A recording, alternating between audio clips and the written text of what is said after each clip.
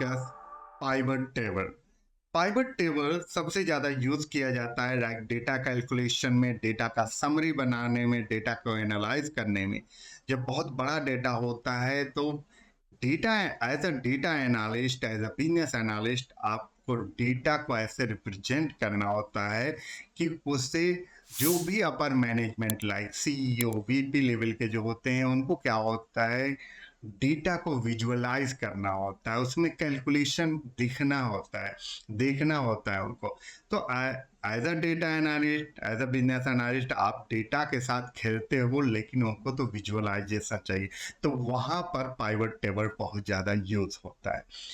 तो right, pivot table के through आप ट्रेंड्स को भी फाइंड आउट करते हैं, लाइक मार्केट के ट्रेंड हो या बिजनेस का ट्रेंड हो, ईयरली वाइज ग्रोथ देखना हो, पैटर्न देखना हो, कंपेयर करना हो कंपनी के किसी डिपार्टमेंट में या किसी, जैसे कंपनी के पास डिफरेंट डिफरेंट वर्टिकल्स होते हैं, बहुत सारे बिजनेस होते हैं, उसमें कंपैरिजन करना है। तो इन सारी चीजों के लिए यूज किया जाता है पाइवट टेबल।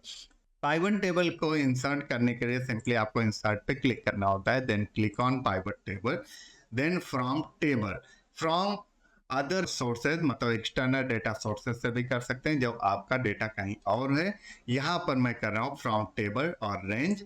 ये जैसे ही आप सेलेक्ट करते हैं, टेबल रेंज पूछता है कि किस टेबल की बात हो रही है। You can just click on this और टेबल को आप सिलेक्ट करके बता सकते हैं। ये ऑटोमेटिकली भी टेबल को सेलेक्ट कर लेता है करके। तो इस तरीके से टेबल सेलेक्ट हो गया, then you can click on okay. Before then that यहाँ पे बताना होता है कि आप न्यू वर्कशीट में करना चाह रहे हैं या इसी वर्कशीट में, यानी जो आपका पाइवट टेबल बनेगा वो यहीं पे बनाना चाह रहे हैं या डिफरेंट वर्कशीट में। तो यहाँ पे बनाएंगे तो बहुत ज़्यादा डेटा इधर उधर हो जाएगा, इससे बेटर है कि एक न्यू वर्कशीट में कर लेते हैं। तो न्यू वर्कशीट मैंने क्लिक कर लिया, देन क्लिक ऑन ओके। जैसे ही करेंगे आप देखेंगे कि यहाँ पर एक नया शीट क्रिएट हो गया। इसका हम लोग रीनेम कर देते हैं, पाइवट टेबल कर देते हैं, पाइवट टेबल, बस इतना, क्योंकि इस वाले शीट का नाम है पाइवट टेबल शीट और ये पाइवट टेबल वाला हो गया। अब यहाँ पर हमें क्या करना है, कुछ कैलकुलेशंस को करके देखते हैं लाइव।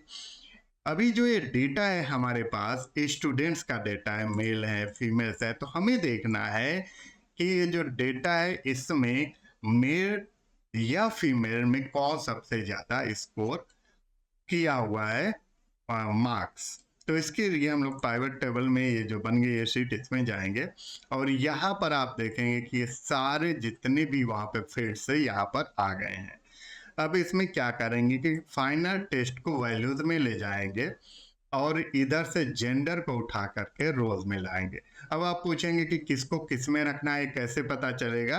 तो वैल्यूज के अंदर जनरली जो भी कैलकुलेशंस होते हैं, लाइक यहाँ पे कैलकुलेशन किस पे करना है, हमें फाइनल टेस्ट पे करना है, तो इसलिए वैल्यूज से रिलेटेड जो भी मतलब आते हैं वो कैलकुलेशन से रिलेटेड जितने भी फील्ड्स होते हैं वो वैल्यूज के अंदर आते हैं, और जो भी कैलकुलेशन से रिलेटेड नहीं होते उनको रोज में रखना चाहिए। आप रखने को इधर भी रख सकते हैं। अब जैसे मैं इसको रोज को उठा करके इस जेंडर को कॉलम में रख देता हूँ, आप देखिए कैसे यहाँ पर दिखाने लगा। पता तो ऐसे भी चलेगा, लेकिन क्या ये सही से दिख रहा है, मतलब इजीली विजुअलाइज हो पाएगा नहीं, तो इसलिए इसको यहाँ पे रखते हैं तो थोड़ा सा इजी होता है विजुअलाइजेशन। यहाँ पर और भी आपको मतलब इसमें से कोई भी फील्ड लेके आना है उसको भी क्लिक कर लीजिए, लाइक हाउस को लेके आना है तो हाउस को भी क्लिक करेंगे तो इस तरीके से हाउस वाइफ दिखा दिया। अब यहाँ पे देखना चाह रहा है डेटा कोई भी, लाइक स्कूल का प्रिंसिपल, मैनेजमेंट, तो इजीली देख सकता है कि फीमेल का स्कोर ज्यादा है कंपेरेटिवली, यदि हम लोग देखें तो मेल से। Male 853 and I am so sorry, यहाँ पर गर्ल्स का, फीमेल का कम है और यहाँ पर मेल का ज्यादा है। तो इजीली यहाँ पर ये देख सकते हैं। दूसरा, यहाँ पर हाउस वाइज भी देख सकते हैं कि हाउस वाइज किस हाउस का ज्यादा आ रहा है और किस हाउस का कम स्कोर आ रहा है, तो वो भी यहाँ से देख सकते हैं। अब सपोज दैट हमें एवरेज निकालना हो, तो एवरेज निकालने के लिए सिंपली यहाँ पे आप क्लिक करेंगे, वैल्यू फील्ड सेटिंग्स पे जाएंगे, यहाँ पर जाने के बाद से एवरेज पे चले जाएंगे और भी जो भी निकालना है यहाँ पर दिया जाए, मैक्स, मिनिमम, प्रोडक्ट, जो भी निकालना है आप निकाल सकते हैं। हम लोगों को अभी एवरेज निकालना है तो एवरेज पे क्लिक करेंगे and then click on okay. अब आप देखेंगे कि यहाँ पर एवरेज भी सबका बता दिया, हर एक हाउस का यहाँ पर एवरेज भी बता दे रहा है। अब इसमें हमें देखना है कि जो ओरिजिनल शीट थी वहां पर यदि कोई चेंजेस करते हैं तो क्या यहाँ पर चेंजेस होता है या नहीं होता है। तो अभी जैसे यहाँ पर हम लोग क्या किए थे, रिमूव फील्ड कर देते हैं। यहाँ पर सिंपली मैं फाइनल टेस्ट को लेके आ जाता हूँ, तो इस तरीके से एक इजी डेटा देखने में हो जा रहा है। अब हम लोग जाते हैं और यहाँ पर चेंजेस कुछ कर देते हैं।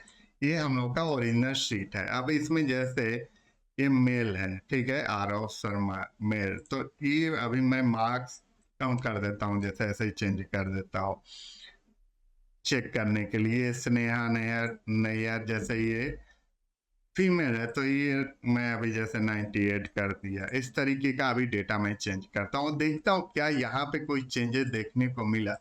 तो यहाँ पे अभी कोई भी चेंजेस नहीं हो रहे हैं यदि हम लोग ओरिजिनल शीट में चेंज कर रहे हैं। तो इसके लिए क्या करना होता है, यहाँ पर पाइवट टेबल एनालाइजर लिखा हुआ है, इस पे जाना है, रिफ्रेश पे जाना है and then click on refresh all. उससे पहले आप देख लीजिए फीमेल का 839 है, मेल का 853। Then click on refresh all और ये देखिए वैल्यू चेंज हो गया, फीमेल 897 हो गया एंड देन मेल 793 हो गया। तो इस तरीके से आप डेटा में जब भी कोई ओरिजिनल डेटा में चेंजेस करेंगे तो यहाँ पे भी ये चेंजेस आपको देखने को मिल जाएगा। यहाँ पे और भी चीज़ें फॉर्मेटिंग या और भी डिजाइनिंग चेंज कर सकते हैं। लाइक टेबल पे यहाँ पे कहीं भी क्लिक कर लीजिए, डिजाइन पे चले जाइए, जो भी डिजाइन आपको पसंद आती है वो डिजाइन आप सेलेक्ट कर सकते हैं। या जैसे यहाँ पर बैंडेड कॉलम, रोज या और भी चीजें लगानी है तो ये यहाँ से आप इसको यूज कर सकते हैं। एक चीज और देख लेते हैं, पाइवट टेबल में आ जाते हैं। यहाँ पर कोई एक, यहाँ पर एक कॉलम को मैं ऐड कर रहा हूँ, लाइक हाफ ईयरली स्कोर, ये मैंने ऐड कर दिया। अब इसको जाके पाइवट टेबल में देखते हैं कि क्या दिखा रहा है। तो यहाँ पर वो वाला फील्ड अभी तक दिखा नहीं रहा है। तो ऐसे फील्ड को लाने के लिए क्या करना होता है, फिर से पाइवट टेबल एनालाइज में जाना होता है और यहाँ पर इस बार रिफ्रेश से नहीं होगा, चेंज डेटा सोर्स से करना पड़ता है। So you need to click on change data source. यहाँ पे जैसे ही क्लिक करेंगे ऑटोमेटिकली ये टेबल को सिलेक्ट कर लेगा, ओरिजिनल टेबल को। अब हमें इसे भी ऐड करना है, इस कॉलम को भी, इस फील्ड को भी, हाफ ईयरली स्कोर को। So you just need to press control shift और राइट एरो की को जैसे ही सिलेक्ट करते हैं ये फील्ड सिलेक्ट हो गया, यानी ए कॉलम सिलेक्ट हो गया। Then click on okay. जैसे ये सिलेक्ट कर लेंगे आप देखेंगे कि यहाँ पर हाफ ईयरली स्कोर भी दिखाने लगा इधर। तो इस तरीके से आप हाफ ईयरली स्कोर को भी यहाँ पर दिखा सकते हैं या किसी भी फील्ड को यदि वहां पर आप ऐड करते हैं तो ये यहाँ पर दिखाई देने लगेगा।